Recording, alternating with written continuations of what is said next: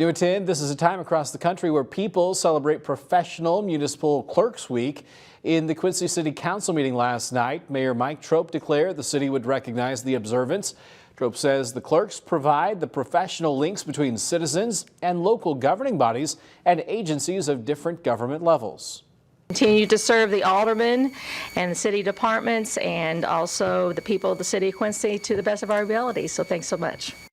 And Trope thanked Oakman and the city's deputy clerk for their 42 years of combined service to the city of Quincy.